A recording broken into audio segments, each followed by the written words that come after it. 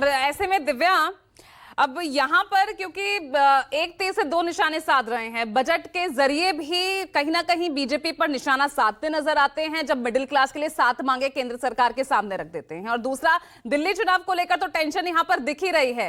रोज रोज घोषणाएं हर वर्ग को लेकर कर रहे थे, अब अपना घोषणा पत्र जारी कर रहे हैं जब बीजेपी का, कांग्रेस का, सभी के मैनिफेस्टो सामने आ चुके हैं।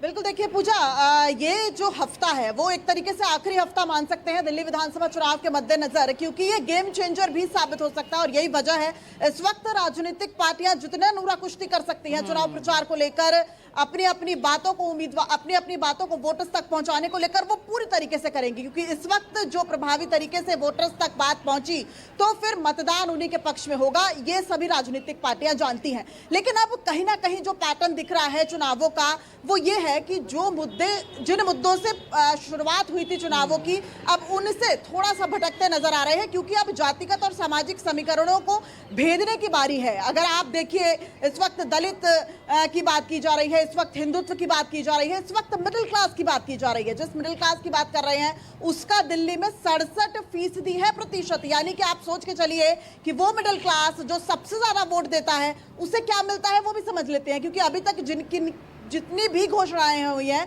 उसमें मिडिल क्लास को सीधा सीधा कुछ मिलता दिख नहीं रहा है। सबसे पहले मैं आपसे जरूर जानना चाहूंगी, हालांकि आप मिडिल क्लास नहीं हैं, लेकिन आप क्या सोचते हैं इन चुनावों में किन मुद्दों को सोचकर वोट करेंगे? अभी तक जैसे कि केजरीवाल ने कुछ भी नहीं करा है, ओनली अपना हॉस्पिटल और स्कूल्स पे ध्यान दिया है, इसके अलावा उन्होंने कुछ भी नहीं करा। यहाँ पे ओल्ड राजेंद्र नगर में देख सकते हो, रोडों के भी बुरे हाल हैं। जो होना है बस बीजेपी का होना है, बीजेपी जीतेगी, बीजेपी आएगी। अच्छा ठीक है, एक सर, आप मिडिल क्लास हैं, आप जैसे मिडिल क्लास को मिलता क्या है?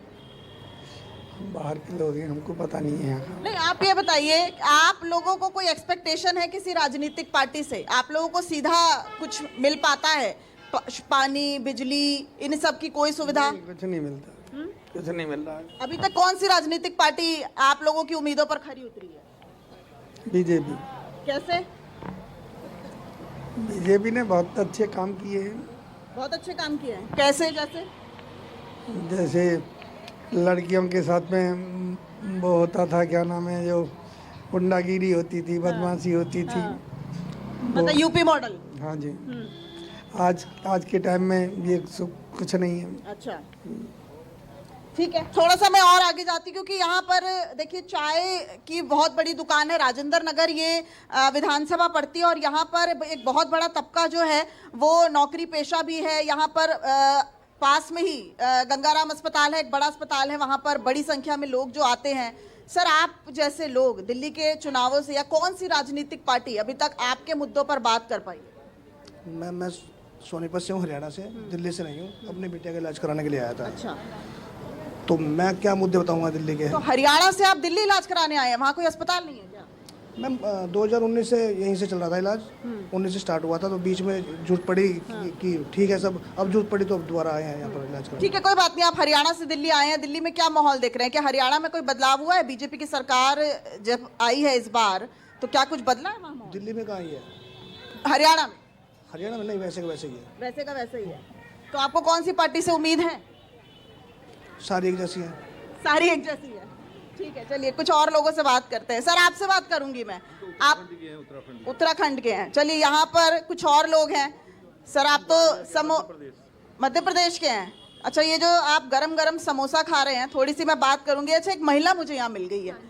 मैम, जो आप समोसे का लुफ्त ले रहे हैं, यहाँ पे दिल्ली की राजनीति में लग रहा है कि कुछ लुफ्त आ रहा है, कुछ आप जैसे लोगों को कुछ मिल रहा है? फिलहाल तो पता नहीं। कौन सी राजनीतिक पार्टी लगता है कि आप जैसे मिडिल क्लास को कुछ दे पाई है अभी तक? या आप सबसे ज्यादा पिसते नजर आ रहे हो? भाजपा दे पाई है लग रहा है। कैसे मैम? उधर क्योंकि मैं तो यूपी की हूँ, योगी जी की सरकार है, उन्होंने काफी कुछ किया है। अच्छा। खासकर जो क्राइम्स थे वो कम हो गए, डेवलपमेंट भी है काफी, क्योंकि मैं नोएडा से हूँ, जेवर एयरपोर्ट बन रहा है, फ्लाईओवर बन रहे हैं, अच्छा चल रहा है। ठीक है, एक दो लोगों से मैं और यहाँ पर बात करने की कोशिश करूंगी। सर, मैं थोड़ा सा आप लोगों से बात करने की कोशिश करूंगी। आप लोग दिल्ली के वोटर हैं? नहीं मैडम, बाहर के हम लोग। आप बाहर के हैं? जी। अच्छा ठीक है, बाहर के वोटर है। सर एक सवाल मैं आपसे जरूर करना चाहूंगी, चाय पे थोड़ी सी चर्चा करना चाहूंगी आपसे। एक सवाल ये बताइए कि मिडिल क्लास को अभी तक क्या मिल पाया? कोई राजनीतिक पार्टी कुछ दे पाई? अरविंद केजरीवाल कह रहे हैं बहुत सी ऐसी चीजें हैं जिस पर जीएसटी की छूट मिलनी चाहिए। जी मिलनी तो चाहिए, बट मिडिल क्लास के लिए कोई भी पार्टी कभी भी कोई मैनिफेस्टो में भी पॉइंट नहीं लेके आती है। सारे जो पॉइंट्स होते हैं या तो वो निम्न वर्गीय लोगों के लिए होते हैं या फिर जो अमीर लोग हैं उनके लोन्स वगैरह सब एनपीए कर दिए जाते हैं। मिडिल क्लास के लिए कभी भी कोई भी कुछ नहीं बेनिफिट है, कोई भी बेनिफिट नहीं है। अब देखिए अभी इलेक्शन के बाद सबने कुछ तो डाला है अपने अपने मैनिफेस्टो में, कौन सी पार्टी आती है और वो कितना उसको चलिए, इम्प्लीमेंट। सबसे ज्यादा टैक्स आप ही देते हैं। चलिए ठीक है दिव्या।